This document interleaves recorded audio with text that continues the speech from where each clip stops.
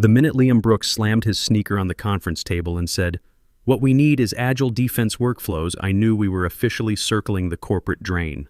I'd just spent 3 hours untangling a vendor issue that would have delayed our Lockheed Martin delivery by 6 weeks, quietly saving the quarter without needing applause. Meanwhile, the CEO's son, fresh off some Silicon Valley retreat, had birthed this cursed new title of Chief Digital Transformation Officer, suggesting we gamify ITAR compliance. I wish I were kidding. Gamify. Military. Compliance. This was a Tuesday. By Thursday, he was asking if we could monetize downtime by incentivizing workflow disruption. That actually made someone snort in the back of the room. I didn't laugh.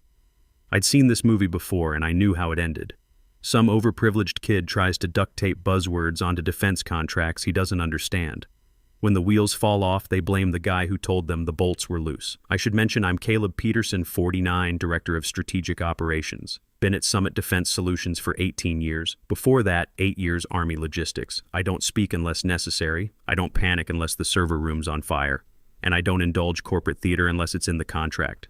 I've survived 3 CEOs, 2 mergers, and the time our CTO tried to move classified data to his personal cloud for cost savings. What I do is keep things running smoothly, legally, and with as few federal investigations as possible. By contrast, Liam thinks operational security means updating his LinkedIn password.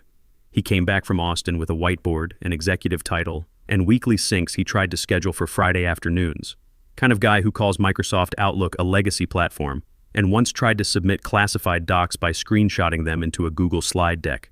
I'm not mad, I'm tired. The first time he interrupted one of my meetings, he didn't introduce himself, just barged in, clicked present on the monitor, and started showing a pitch deck full of mountain climber stock photos and one terrifying slide that said Beast Mode Defense in Comic Sans. I stared at him. When he finished, I said, "Is there a business requirement embedded in any of that?" He blinked. "I'm ideating. Try doing it silently next time." To his credit, he didn't retaliate immediately. Just logged off, then sent a feedback form to my team asking how adaptable I was to new paradigms. Truth was, I'd been shielding him more than fighting him. Cleaning up behind the scenes, reformatting his meeting notes before they hit the board, reassigning people he mismanaged before they could escalate to HR. I didn't do it for him, I did it for the company. Someone had to keep the lights on. But it wasn't just Liam. The whole leadership culture was rotting.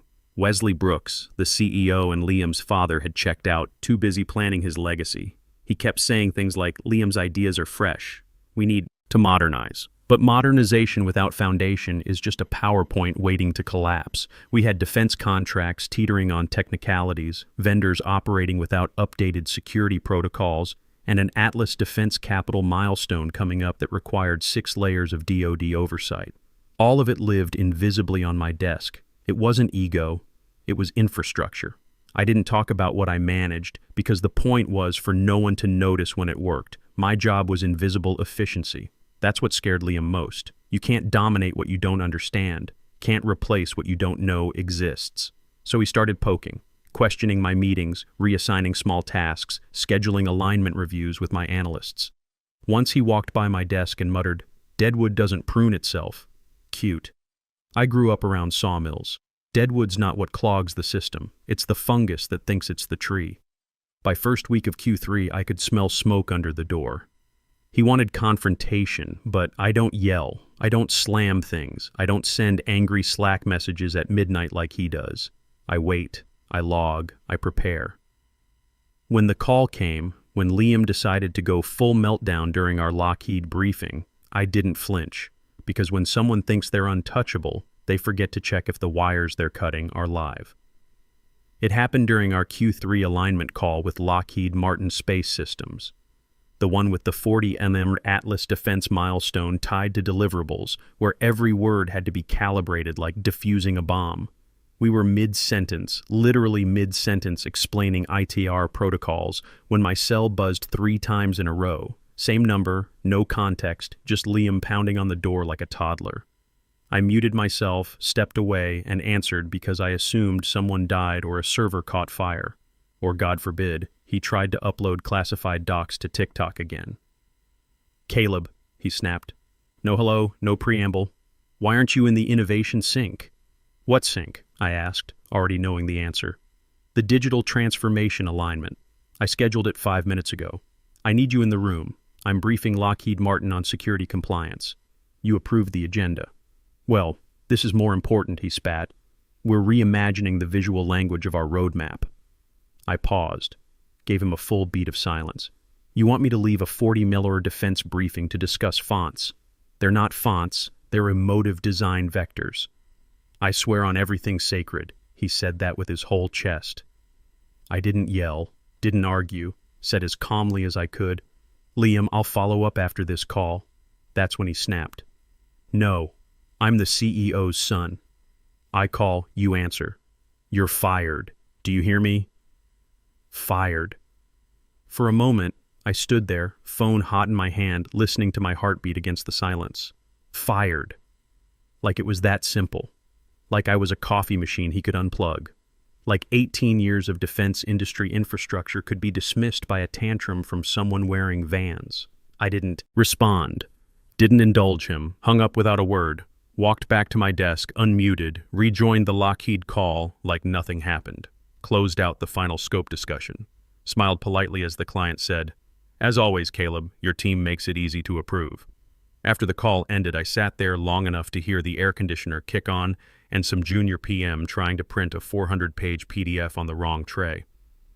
Then I opened my inbox, searched Atlas Defense Agreement, Clause 8.4, Oversight Authorization. There it was. The email I'd flagged months ago. The line I knew by heart. All capital disbursements contingent upon active oversight by registered operational officer. Any change to designated party must be filed and accepted in writing by board and lead investors prior to disbursement. I hit forward. Subject, FYI. Body, just in case. Sent it to my personal account, nothing else. Then I stood up. Didn't slam drawers. Didn't stage a dramatic exit. Grabbed my jacket, the half-empty coffee mug I never washed, and a small cactus I'd kept alive longer than 3 CTOs.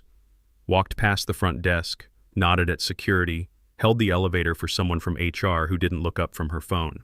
Strangest part, no one stopped me. Not legal, not HR, not even Liam. I might as well have been a ghost. By the time I reached the parking lot, the sun was dipping behind the mountains, casting long shadows like God dragging a rake across Colorado Springs. I sat in my F-250 for a while, engine off, phone face down. Let the silence work. There's peace in being underestimated. While they're celebrating your absence, they don't realize the clock started ticking, and the fuse is already lit. 3 days. That's how long it took to realize I was officially fired unofficially. No email from HR, no exit paperwork, no Cobra packet, nothing. Just corporate cowardly silence. Like they hoped I'd vanish into retirement with a thank you card and sheet cake they forgot to order. But I don't fade quietly. I observe. Morning after Liam's tantrum, I made coffee in my kitchen like every weekday, still waking at 05:30 out of muscle memory. Didn't rage, just sat with my planner open to a calendar that no longer applied and stared at a to-do list full of meetings I wasn't attending. Then I opened my laptop. First stop, the Atlas Defense Portal. The company had granted me aggressive equity after our last acquisition. Negotiated while Wesley played golf and Liam was probably doing keg stands in some frat house smelling like Axe body spray and despair. Logged in, expected alerts, revocation notices, pending action banners. But no, everything untouched. Vested options active, no flags, no termination updates. The system still thought I was employed. Interesting. Checked my work inbox from my phone. Curiosity, not desperation. Still active, no message from HR. My calendar hadn't been cleared. I was still listed as meeting host for Friday's operational forecast review. I laughed. Short, honest laugh. Because Liam didn't just fire me, he ghosted me. Wanted the drama of power without the follow-through. That's not leadership. That's cosplay.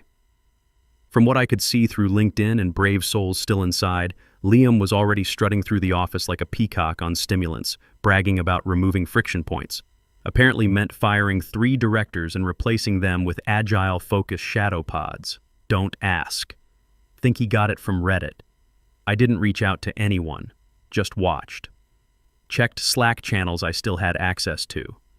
Watched Owen, a junior compliance analyst, post panicked messages about missing chain of custody documentation. Watched Liam respond with a gif of someone pouring gasoline on a computer. Charming. Meanwhile, vendor invoices got kicked back because the new guy, one of Liam's college friends, didn't know approval thresholds above certain amounts. Finance bottlenecked. Procurement started emailing just checking in more than usual, which anyone in ops knows means we're about to blow a gasket. Then came the kicker. Atlas Defense emailed asking for clarification on milestone documentation. Apparently no one realized I was the only one cleared to verify certain compliance thresholds. Had to be me. Not Director of Operations, not whoever's in charge. My name, Caleb Peterson, with my specific DoD clearance level. I watched Liam give a LinkedIn Live about flattening defense verticals and leveraging digital maturity. Swear to God, he said we're stronger than ever while standing in front of a whiteboard that had Caleb Itzkol's legacy bottlenecks scribbled behind him. Strong enough to forget the single person holding the key to your funding compliance. People started texting. Quiet ones mostly. Sophie from compliance. Do you remember where the Q4 documentation logs live? Isaac from investor relations. Know if we refiled oversight designation after the merger? One brave soul sent a meme of a dumpster fire floating down a flooded street captioned today's vibes. I didn't answer most, just archived them. Let them stack like dominoes on a wet floor. Because that's the thing about power. They assume it's in the room. Never imagine it walked out without slamming the door. And I hadn't slammed anything, just left quiet, calm, fully aware they'd pulled the pin but kept holding the grenade. Started with the weekly ops summary going to wrong distribution lists. Not huge on paper, except it included Q2 projections that weren't board approved yet, client names under NDA, and one unfortunate typo listing our total backlog as $18 instead of $18. Liam thought it was funny, said it gave us scrappy charm. Legal disagreed. So did investor relations, fielding frantic calls from European partners asking if the company had collapsed overnight. By Monday, cracks were forming, deliverables late, internal tickets piling up.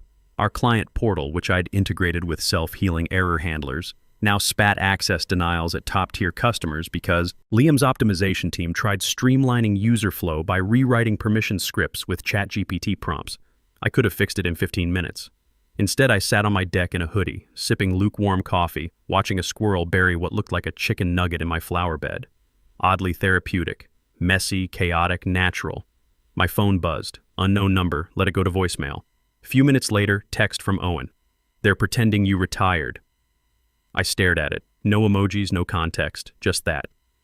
Apparently in an all-hands meeting, Liam announced I'd transitioned out gracefully after a distinguished career and new leadership was taking operations in a bold new direction. No mention of being fired, no paperwork, no clarification, just a soft eraser, like I was some dusty trophy moved to storage. But they forgot I built the shelf they were standing on. Same day, call from Isaac. Smart guy, calm, reads contracts for fun. Left a voicemail. Did you sign the verification packet? I hadn't. Because no one sent one. Because no one knew they needed it except me. Here's the deal. Every quarter for Atlas Defense to release the next 40 Malner tranche, we had to submit milestone verification, not just a checklist. Formal document confirming all deliverables, contracts, and compliance thresholds were met. Had to be compiled by someone with verified oversight authority, someone whose name matched what was filed with the funding agreement. Guess who that someone was? Not Liam, not the CFO, not even Wesley. Just me, Caleb Peterson. One boring line buried on page 47 of a boring PDF everyone stopped reading after the third edit 2 years ago. Liam had no idea, but someone upstairs figured it out. Based on rising tension, LinkedIn job alerts spiking, project managers posting cryptic so proud of this team messages that read like eulogies, I knew panic was blooming. Funny thing, I wasn't mad anymore. Wasn't hurt. I was vindicated. Quietly. Completely. Because they didn't just replace me. They forgot what I did. Let the one person holding the entire compliance bridge walk into the sunset without even grabbing the map. Another ping. Email from finance controller. Hi, Caleb. Hope you're well. Quick question. Do you remember where we store original milestone templates from merger integration? Can't locate signed copies, and Liam says you might have them. Appreciate your help. No salutation, no apology. Just twitchy, desperate tone of someone realizing they sent the race car down the track without checking the brakes. I didn't respond, didn't need to. I'd forwarded everything to personal archive already. The funding agreement, original templates, every internal memo where I'd reminded leadership I needed formal authority renewal post-merger.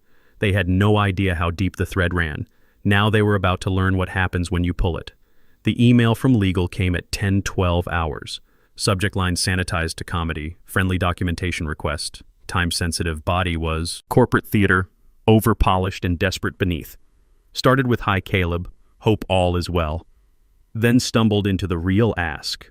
Could I, at earliest convenience, affirm procedural oversight for prior quarter in alignment with historical documentation protocols? Bloated way of asking me to sign a compliance memo they drafted 5 minutes ago. Backdated, naturally. Attached PDF was dated 3 weeks earlier with signature line pre-filled with my name. No signature. I stared at it, closed it, reopened it, then marked the thread unread and dragged it to a folder labeled "Nice try." No reply. No negotiation. I wasn't going to federal prison because some kid wanted to impress daddy with slide decks and stolen acronyms. By lunch, 2 more messages followed. One from the CFO, polite and vague. Another from Liam's executive assistant, clearly having no idea what she was chasing. Hey Caleb, circling back on that quick doc sign-off. Liam's hoping to present Thursday. Quick doc sign-off. That quick doc represented federal-level compliance tied to $40 million investor funding. Wasn't a grocery list. Was the last lock on a vault door, with my name on it, literally and legally. No one else could turn that key. That afternoon, Atlas Defense called Wesley directly. Not the CFO, not legal. According to someone brave enough to text me, tone was cordial but clipped. Asked when formal milestone verification would be submitted so $40 disbursement could be processed. Wesley, probably sipping his third turmeric smoothie and pretending to understand Liam's whiteboard diagrams, deferred to his son. Liam, in infinite confidence, told them everything was under control, even said operations were running better than ever. I wish I could have seen their faces.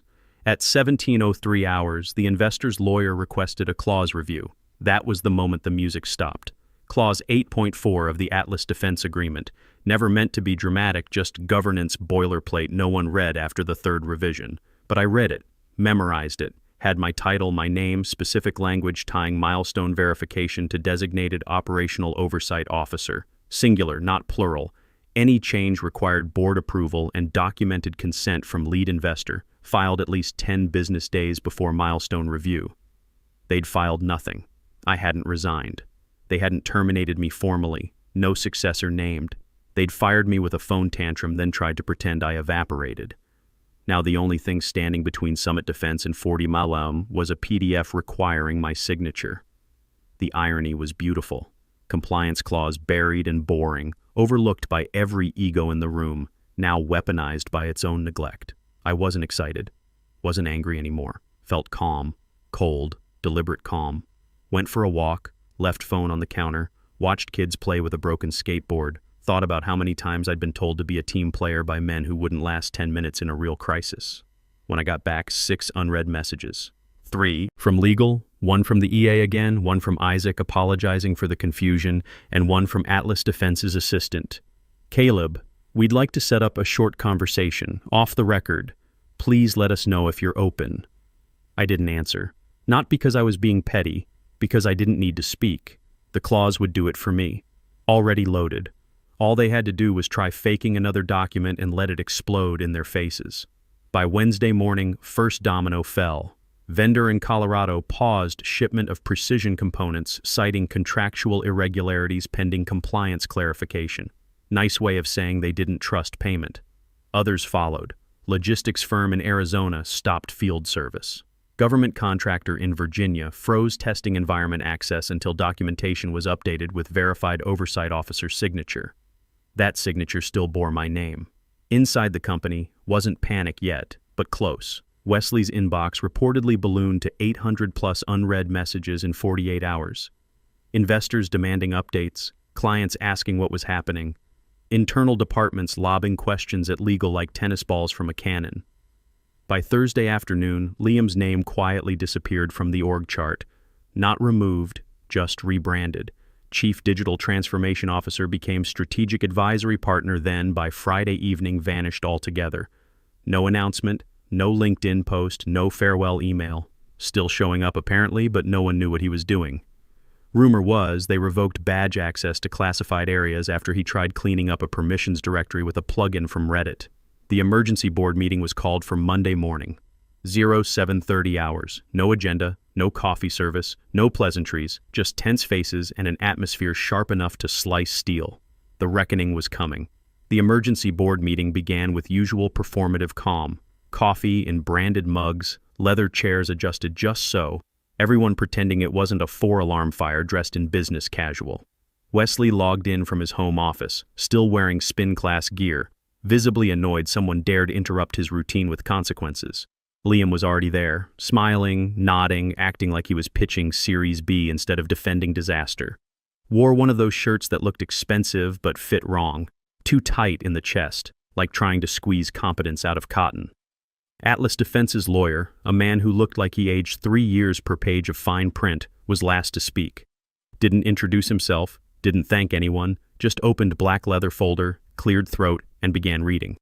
Per Section 8.4 of the Disbursement Agreement, all capital releases shall be contingent on active oversight by registered operational oversight officer. He looked up. Not at Liam, not at Wesley. At the entire board. To date, no such filing has occurred. No successor has been named. No formal notice of termination was submitted for the officer on file, Caleb Peterson. Silence hit so hard it felt like air got vacuumed out. Liam, naturally, didn't stay quiet. Okay, but it's just a naming thing, right? He said, grinning like guy who thinks the joke hasn't landed yet. He's not even here anymore. We've streamlined operations. The lawyer didn't blink, just raised one hand, palm out. It's not about him, he said, voice cold and even. It's about due process. You broke it. Didn't raise his voice. Didn't need to. Weight of that sentence cracked something invisible in the room. One board member coughed. Another took off glasses and started polishing them like she needed something, anything to do with her hands. Liam opened his mouth again. Wesley shot him a look that could melt granite. That's when Liam seemed to realize for the first time his last name wouldn't save him from a paper trail he hadn't read. Lawyer continued, flipping page with slow deliberation. We will not authorize further disbursements until the matter is resolved to our legal satisfaction. That includes updated filings, verified transitions of authority, and potentially retroactive compliance documentation. He closed the folder with soft thud that somehow echoed louder than shouting. There is no immediate fix. A spreadsheet flickered on the projector. Rows of vendor payments, R&D forecasts, recruitment projections, all grayed out. Every number suddenly theoretical until paperwork was right. Someone whispered Christ under their breath. Wesley looked pale. Not angry, scared. Glanced at Liam, who for once had nothing to say. Just sat there blinking like trying to reboot. Wasn't just the money. Was what the freeze implied. Projects stalled, vendors unpaid, deadlines missed. Cascading failure that wouldn't hit like a wrecking ball but like an avalanche. Slow, relentless, impossible to outrun. They could have had everything handled, the filings, succession, continuity. But it was built on assumption that I was background function, that I'd keep going even after being discarded. But I didn't storm out, didn't yell, didn't write manifestos on LinkedIn about toxic leadership. I forwarded one email and waited. Now they were learning. Silence costs millions. Real punch came from Atlas Defense that afternoon. They emailed me directly. No lawyer, no assistant. Subject, let's talk. Body. Caleb, we recognize your unique understanding of our operational framework and systems you helped build. If open to it, we'd love to discuss a consulting engagement. Terms flexible, discretion assured. Warmly, short, surgical. No flattery, no fluff. Kind of message that hits like a scalpel. Precise and irreversible. Offer wasn't just about fixing their mess. Was about admitting no one else could. I didn't answer right away, not because I was unsure, because it was more satisfying to let them wait. Meanwhile, board convened internal governance review, not just to assess damage, but investigate how CEO's son was allowed to fire essential executive without board ratification or HR documentation. Friday evening, I sat in small cafe 2 blocks from Summit Defense. They couldn't see me, but I could see them. Surreal watching them scramble inside that glass box like ants discovering someone moved the sugar. Barista brought my coffee. Black, no sugar. Sweetness was ambient now. Phone buzzed. Venmo notification from Zachary Stone. Note: you were right. Amount: $47. Emoji: coffee cup. I laughed. Full belly laugh from deep in the ribs. Zachary was old-timer. Payroll wizard with sharp tongue and brain like calculator.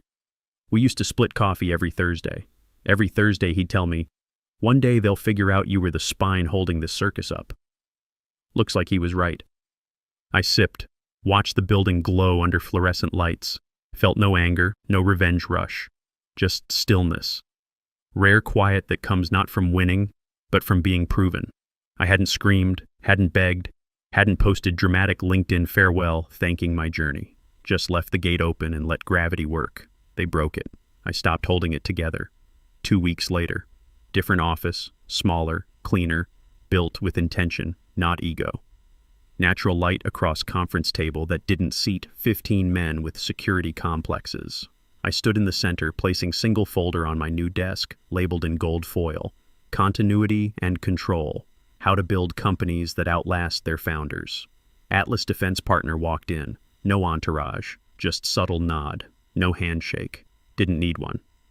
"We'd like you to lead the rebuild," he said, glancing around modest but functional space.